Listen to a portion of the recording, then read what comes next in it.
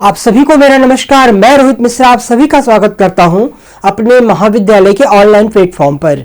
Students, आज मैं आपको पढ़ाऊंगा fundamentals of agrometeorology and climate change की क्लास पढ़ाऊंगा और इसके अंतर्गत जो मेरा टॉपिक है वो है एंटी साइक्लोन। ठीक है, प्रति चक्रवात जिसको कहते हैं। पिछली क्लास में मैं चक्रवात के बारे में बताया था और उसी क्लास में मैं आगे बढ़ते हुए आपको बताऊंगा प्रति चक्रवात के बारे में। तो आइए अपनी सेशन को मैं स्टार्ट करता हूं। ठीक है, एंटी साइक्लोन जिसको कहते हैं, तो साइक्लोन का जस्ट अपोजिट होता है एंटी साइक्लोन। ठीक है, साइक्लोन का जस्ट अपोजिट होता है एंटी साइक्लोन। एंटी साइक्लोन में क्या होता है कि केंद्र में सबसे ज्यादा दाब होता है। ठीक है, केंद्र में सबसे ज्यादा दाब जो होता है केंद्र को होता है और केंद्र से जो है वो बाहर की ओर जो दाब होता है वायुमंडल में वो कम होता है, जबकि सेंट्रल पॉइंट पे जो होता है वो दबाव अधिक होता है। ठीक है, जिसे हम एंटी साइक्लोन कहते हैं। आइए डिटेल्स इसके बारे में हम आपको बताते हैं।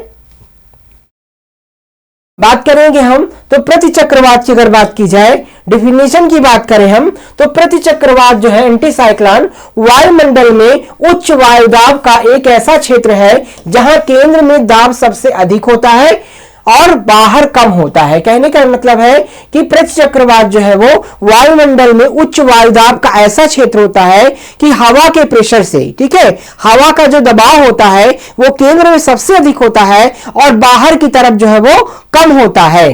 केंद्र से बाहर की ओर जो है वो दबाव बढ़ता है, मतलब कि बाहर कम होता है और केंद्र में सबसे अधिक दबाव होता है। उसे हम क्या कहते हैं, उन हवाओं को कहते हैं एंटी साइक्लोन। ठीक है, तो ये जो हवा होती है, हवाएं जब जो है वायुमंडल पर दबाव डालती हैं अपने कणों के द्वारा, ठीक है, तो उसे हम साइक्लोन कहते हैं, वायु दाब कहते हैं। ठीक है, वायु का जो दाब होता है, ठीक है, वायु का दाब जो है वो जब केंद्र से बाहर की ओर होता है तो उसे हम एंटी साइक्लोन कहते हैं, और जब बाहर से केंद्र की ओर होता है तो उसे हम जो है वो साइक्लोन के नाम से जानते हैं। तो एंटी साइक्लोन जस्ट अपोजिट होता है साइक्लोन का, यानी कि जो प्रति चक्रवात होता है वो चक्रवात का जस्ट उल्टा होता है। इसमें क्या होता है कि जो वायुमंडल में उच्च वायुदाब का ऐसा क्षेत्र है जहां केंद्र में दाब सबसे अधिक और बाहर जो होता है वो कम होता है,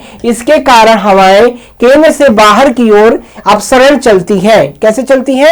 केंद्र से बाहर की ओर जो है वो अपसरण की ओर जो है वो चलती हैं। यह साफ आसमान, शुष्क मौसम और हल्की हवाओं का संकेत देता है। जो चक्रवात के विपरीत होता है, उत्तरी गोलार्ध में यह दक्षिणावर्त और दक्षिणी गोलार्ध में क्या होता है, वामावर्त होता है। ठीक है, कैसा होता है? यह साफ आसमान, शुष्क मौसम और हल्की हवाओं का संकेत देता है। जो चक्रवात के प्रति विपरीत होता है, उत्तरी गोलार्ध में यह दक्षिणावर्त और दक्षिणी गोलार्ध में वामावर्त जो है ये घूमता है। तो इस प्रकार का जो है प्रोसेस होता है एंटी साइक्लोन के अंदर। ठीक है, तो एंटी साइक्लोन होता है, ये साइक्लोन होता है। ठीक है, इसमें हम हाई प्रेशर देखते हैं, इसमें लो प्रेशर देखते हैं। ठीक है, एंटी साइक्लोन में क्या होता है कि जो बाहर से वायुमंडल से अंदर की ओर जो है, केंद्र की ओर जो है, वो दबाव जो होता है, हवा का दबाव जो होता है वो अधिक होता है। ठीक है, और साइक्लोन में क्या होता है, लो प्रेशर होता है केंद्र में, केंद्र से बाहर की ओर जो है हवाओं का जो दबाव होता है, एयर जो प्रेशर होता है वो अधिक होता है। ठीक है, यही दोनों में डिफरेंट है। ठीक है, तो आप समझ सकते हैं एंटी साइक्लोन और साइक्लोन में अगर अंतर पूछा जाए तो इसके अंतर्गत क्या होता है कि इसमें जो है वो एंटी साइक्लोन में क्या होता है, केंद्र से बाहर की ओर हवा का दाब जो होता है वो कम होता है। ठीक है, केंद्र में हवा का दाब अधिक होता है और बाहर की ओर जो है वो कम होता है, जबकि इसमें जो है जो हवा का वेग होता है वो केंद्र में कम होता है और बाहर की ओर क्या होता है, अधिक होता है। ये दोनों में मेजर डिफरेंट होता है एंटी साइक्लोन और साइक्लोन में। ठीक है, तो इस प्रकार से जो है वो देख सकते हैं हम।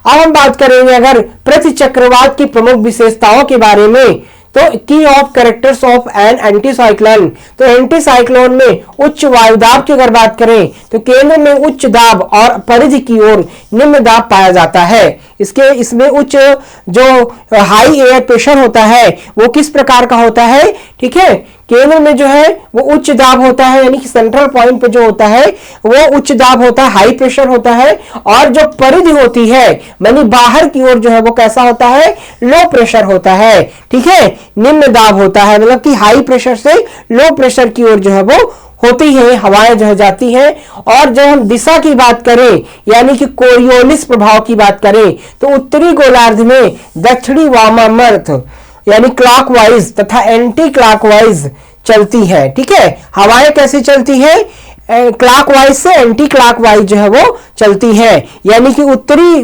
जो है गोलार्ध से दक्षिणी गोलार्ध की ओर जो है वो हवाएं जो चलती है, ठीक है, जैसे क्लॉकवाइज जो है वो, जैसे क्लॉक घूमती है तो क्लॉकवाइज से एंटी क्लॉकवाइज जो है वो हवाओं की गति जो है वो होती है, ठीक है, जिसको हम क्या कहते हैं, कैरियोलिस प्रभाव कहते हैं, क्योंकि इसमें जो है वो कैरियोलिस जो फोर्स होता है वो कार्य करता है, इसीलिए इसे हम कैरियोलिस इफेक्ट भी कहते हैं, ठीक है। तो इस प्रकार से ये होता है। और अगली जो इसकी विशेषता है मौसम की, ठीक है, मौसम की बात करें तो मौसम साफ होता है, शुष्क और शांत होता है, इसमें बादल, वर्षा या तेज आंधी नहीं आती है। जबकि इसके विपरीत जो है वो साइक्लोन में क्या होता है, साइक्लोन में जो है वो वर्षा होती है, मौसम जो है काफी जो है घिरा हुआ होता है, तेज हवाएं चलती हैं, आंधी आती है। लेकिन जो साइक्लोन और एंटी साइक्लोन होता है उसमें जो है मौसम साफ होता है, शांत होता है, बादल और वर्षा जो है आंधी तेज नहीं होती है, इस प्रकार का मौसम जो है वो रहता है, ठीक है। हवा की गति की बात करें, हवा की गति विंड स्पीड, तो हवाएं जो है वो केंद्र से बाहर की ओर जाती है, चलती है, कैसे चलती है, केंद्र से बाहर की ओर चलती है। लेकिन जो है साइक्लोन के अंतर्गत चक्रवात में क्या होता है, बाहर से केंद्र की ओर हवाएं चलती हैं, ठीक है, कैसे चलती हैं, जो है बाहर से केंद्र की ओर चलती हैं, जबकि इसमें जो हवाएं होती हैं प्रति चक्रवात में वो केंद्र से बाहर की ओर जो है वो हवाएं जो है वो चलती हैं, इस प्रकार से होता है, ठीक है। आकार की बात करें यानी साइज की बात करें तो यह चक्रवातों की तुलना में बहुत विस्तृत होते हैं और अक्सर चक्रवातों के पीछे चलते हैं। कैसे चलते हैं, इनका आकार अगर बात करें हम तो इनका जो साइज होता है यह चक्रवातों की तुलना में बहुत क्या होते हैं, विस्तृत होते हैं, बड़े होते हैं और अक्सर चक्रवातों के पीछे जो है वो चलते हैं। इस प्रकार का आकार जो है इनका होता है, ठीक है। तो यह चक्रवातों की तुलना में क्या होते हैं, बहुत विस्तृत होते हैं, बड़े होते हैं और अक्सर जो है क्या करते हैं, चक्रवातों के पीछे चलते हैं, ये इनकी विशेषताएं होती हैं, ठीक है, आकार होता है। अब हम बात करें टाइप्स ऑफ एंटीसाइक्लोन की, टाइप्स ऑफ एंटीसाइक्लोन की बात करें, प्रति चक्रवात की अगर बात करें, प्रकार की बात करें तो एंटीसाइक्लोन हाई प्रेशर सिस्टम होते हैं जिनमें हवा नीचे की ओर आती है, ठीक है। प्रति चक्रवात जो होती है एंटीसाइक्लोन क्या होती है, हाई प्रेशर जो है वो हाई प्रेशर सिस्टम होते हैं जिनमें हवा जो है वो क्या आती है, नीचे की ओर आती है। किस प्रकार से आती है, हवा जो है वो नीचे की ओर आती है, यानी केंद्र की ओर आती है, बाहर से केंद्र की ओर जो है वो हवाएं आती है, ठीक है, जिसमें आमतौर पर साफ और स्थिर मौसम रहता है, ठीक है, मौसम साफ रहता है, स्थिर रहता है। इन्हें बनने की जगह जो है वो तापमान और मौसम के पैटर्न पर उनके असर के आधार पर अलग अलग प्रकारों में बांटा गया है। इन प्रकारों को समझने में मौसमी और जलवायु के व्यवहार का अनुमान लगाने में मदद मिलती है, ठीक है। तो कहने का मतलब है कि जो एंटी साइक्लोन होती है वो कई प्रकार की होती है, उसमें हवाओं की गति जो है वो बाहर से केंद्र की ओर होती है, ठीक है, और मौसम भी जो है वो परिवर्तित होता रहता है, मौसम साफ रहता है, शुष्क रहता है, ठीक है, बादल वगैरह नहीं रहते, हवाएं चलती रहती हैं, इस प्रकार का मौसम जो है वो साफ रहता है, ठीक है। इसके प्रकार को समझने से जो है वो मौसम और जलवायु के व्यवहार का जो है वो अनुमान लगाया सकता है, ठीक है। तो इसके प्रकार जो है टाइप से हम जो है वो मौसम और जलवायु के बारे में हम जो है वो इंफॉर्मेशन ले सकते हैं। मौसम और जलवायु, किसी स्थान के मौसम और जलवायु के व्यवहार के बारे में भी हमको जो है वो जानकारी प्राप्त होती है, ठीक है। इसके हम अन्य टाइप्स की बात करें, मतलब कि कई प्रकार के होते हैं। अगर हम टाइप्स की बात करें, एंटी साइक्लोन के टाइप्स की बात की जाए, तो पहला जो टाइप्स है वह है उष्ण प्रतिचक्रवात, जिसे हम क्या कहते हैं, वार्म एंटी साइक्लोन। ठीक है, warm anti cyclone. Warm anti cyclone क्या होते हैं, या उपोष्ण उच्च वायुदाब, उपोष्ण उच्च वायुदाब पेटी में उत्पन्न होते हैं। कैसे होते हैं, उपोष्ण उच्च वायुदाब पेटी में क्या होते हैं, उत्पन्न होते हैं, जिसे हम उष्ण प्रतिचक्रवात कहते हैं। ये देखो नाम से ही स्पष्ट है बेटा, आप समझ सकते हो कि ये नाम से ही स्पष्ट है कि हम जान सकते हैं कि वो क्या होते हैं। तो जैसे कि आपका वार्म एंटीसाइक्लोन यानी गर्म एंटीसाइक्लोन, तो गर्म एंटीसाइक्लोन क्या होते हैं, यानी कि उष्ण प्रतिचक्रवात क्या होते हैं, जो उष्ण क्षेत्रों में आते हैं, यानी कि उपोष्ण उच्च वायुदाब पेटी में उत्पन्न होते हैं। जो उपोष्ण उच्च दाब यानी कि वार्म उच्च हाई वार्म जो एयर प्रेशर में उत्पन्न होते हैं, उसे हम क्या कहते हैं, वार्म एंटीसाइक्लोन के नाम से जानते हैं। बस इतना सीधा सीधा आपको जो है वो समझना है। उसके बाद शीतल प्रतिचक्रवात, जिसको हम क्या कहते हैं, कोल्ड एंटीसाइक्लोन। तो कोल्ड एंटीसाइक्लोन क्या होते हैं, ये मुख्य रूप से ध्रुवीय क्षेत्रों में उत्पन्न होते हैं। ठीक है, तो जो शीतल प्रतिचक्रवात होते हैं ये कहां उत्पन्न होते हैं, ये जो है शीतल क्षेत्रों में उत्पन्न होते हैं, यानी कि ये मुख्य रूप से कहां उत्पन्न होते हैं, ध्रुवीय क्षेत्रों में उत्पन्न होते हैं, जिसे हम कोल्ड एंटीसाइक्लोन के नाम से जानते हैं। अवरोधी प्रतिचक्रवात, जिसको हम क्या कहते हैं, ब्लॉकिंग एंटीसाइक्लोन। तो ब्लॉकिंग एंटीसाइक्लोन जो होते हैं ये क्षोभ मंडल के ऊपरी भाग में वायु संचार को अवरुद्ध करते हैं और कई दिनों तक जो है वो स्थिर रहते हैं। क्या कहते हैं, जो अवरोधी प्रतिचक्रवात होते हैं, ब्लॉकिंग एंटीसाइक्लोन होते हैं। ठीक है, वो जो है वो क्षोभ मंडल के ऊपरी भाग में, ठीक है, क्षोभ मंडल के ऊपरी भाग में जहां पर वायु संचार को अवरुद्ध करते हैं और कई दिनों तक जो है वो स्थिर रहते हैं, इस प्रकार के जो है वो जो है ये साइक्लोन होते हैं। तो आपने जो है वो ये 4 प्रकार के साइक्लोन आप पढ़े, एकदम से फिर से आप देख लीजिए। ठीक है, तो ये मुख्य रूप से 3 प्रकार के जो साइक्लोन होते हैं, वार्म एंटीसाइक्लोन, कोल्ड एंटीसाइक्लोन और ब्लॉकिंग एंटीसाइक्लोन होते हैं। तो ये 3 प्रकार के मुख्य रूप से एंटीसाइक्लोन के प्रकार होते हैं। इसे अच्छे से आप याद कर लेंगे। ठीक है, अब हम बात करेंगे the formation of an anticyclone, मतलब कि एंटीसाइक्लोन कैसे बनते हैं। ठीक है, एंटीसाइक्लोन का निर्माण कैसे होता है, तो आइए जानते हैं कि इसका निर्माण कैसे होता है। जैसे कि साइक्लोन दूर जाते हैं, उनके पीछे ठंडी हवा वाले इलाके में प्रभावित क्षेत्र पर अक्सर एक एक्टिव एंटीसाइक्लोन बन जाता है। ठीक है, तो जैसे कि साइक्लोन क्या होते हैं कि जब दूर जाते हैं तो उनके प्रभावित जो क्षेत्र होते हैं वहां पर क्या होता है कि एंटीसाइक्लोन का निर्माण जो है वो ऑटोमेटिक रूप से हो जाता है। अक्सर जो है एंटीसाइक्लोन वहां पर बन जाते हैं, यानी कि जब साइक्लोन दूर जाते हैं तो उनका जो छोटा हुआ क्षेत्र होता है वहां एंटीसाइक्लोन का निर्माण हो जाता है, और इस तरह के सिस्टम को कोल्ड एंटीसाइक्लोन कहा जाता है, जो अगले साइक्लोन के आने से पहले बनता है। ठीक है, तो इस प्रकार से जो है वो कोल्ड एंटीसाइक्लोन उसे कहते हैं।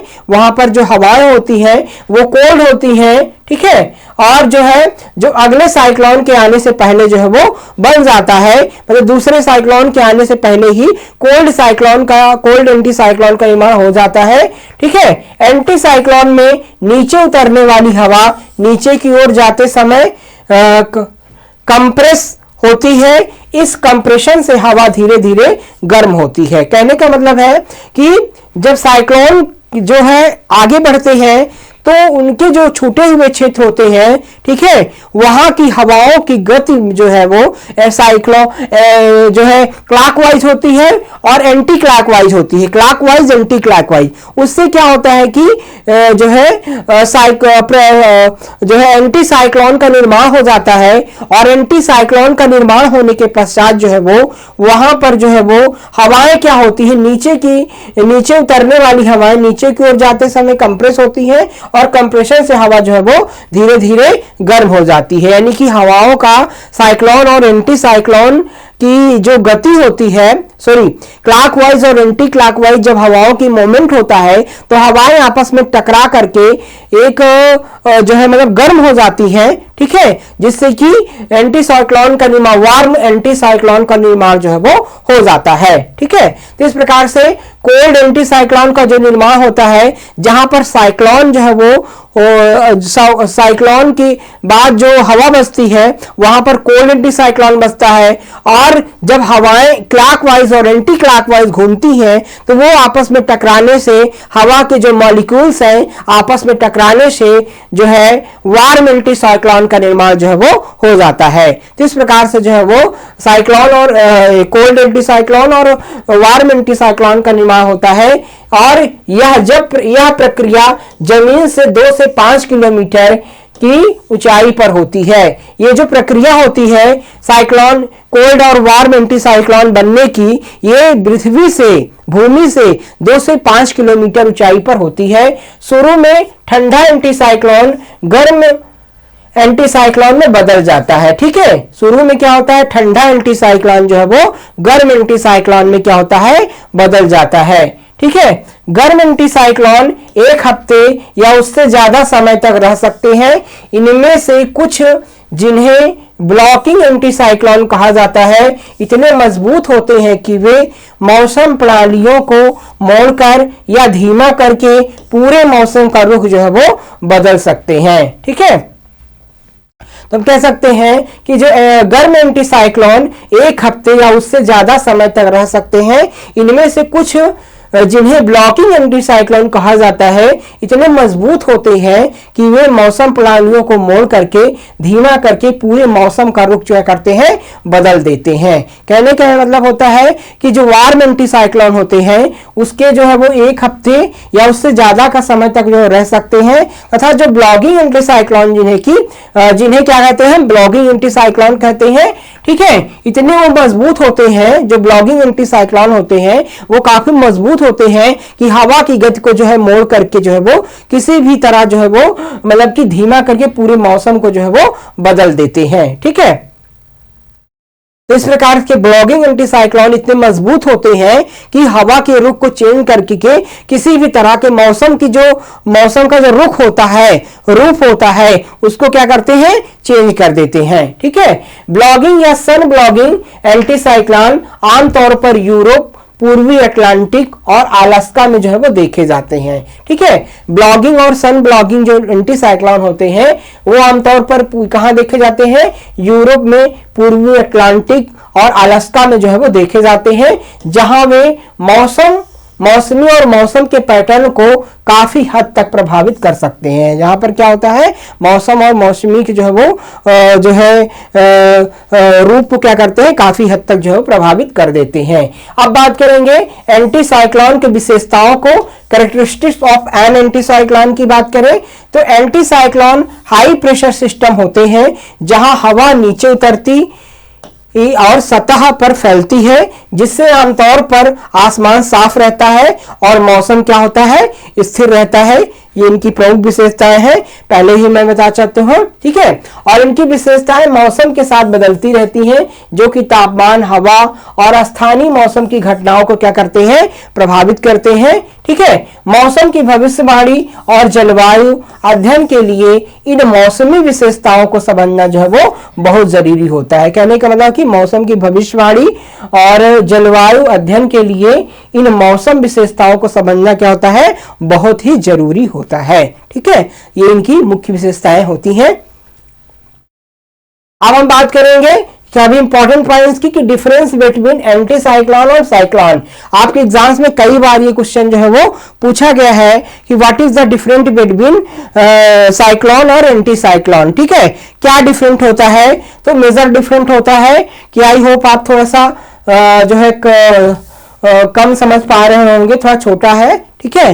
तो हम थोड़ा सा बताना चाहेंगे कि जो साइक्लोन होते हैं उसमें low pressure at the centre surrounded with the high pressure in the all side. कहने का मतलब कि जो है सेंटर पे क्या होता है, साइक्लोन में होता है, साइक्लोन में जो है वो केंद्र पर जो दबाव होता है वो कम होता है, लेकिन केंद्र से बाहर की ओर जो हवा का दबाव होता है वो अधिक होता है। ठीक है। और एंटी साइक्लोन में क्या होता है, एंटी साइक्लोन में जो हवा का दबाव होता है, ठीक है, वो केंद्र पर अधिक होता है, जबकि बाहर की ओर यानी वायुमंडल में जो है वो कम होता है। ठीक है। तो ये मेजर इसमें डिफरेंट होता है। Winds below toward of the centre, जो हवाएं होती हैं वो बाहर से केंद्र की ओर चलती हैं, सॉरी के, ठीक है, जबकि इसमें जो है जो हवाओं की गति होती है वो wind radius outward of the centre, और इसमें जो हवा की गति होती है एंटी साइक्लोन में वो हवा होती है वो केंद्र से बाहर की ओर चलती है। ये मुख्यतः जो है वो दोनों में अंतर होता है। ठीक है। तो इस प्रकार से जो है वो दोनों में मुख्य रूप से अंतर है, जो मैंने आपको डिटेल में पहले से ही बता चुका हूं। तो इस पीडीएफ को मैं आपको भेज दूंगा, आप लोग डाउनलोड करके अच्छे से पढ़ लेंगे। ठीक है। आई होप आप बिल्कुल अच्छे से समझ गए होंगे साइक्लोन और एंटी साइक्लोन के बारे में। ठीक है। तो आज की क्लास में स्टूडेंट बस इतना ही। नेक्स्ट क्लास में हम नए टॉपिक के साथ आपसे फिर मिलेंगे। आप सभी का बहुत बहुत धन्यवाद। जय हिंद।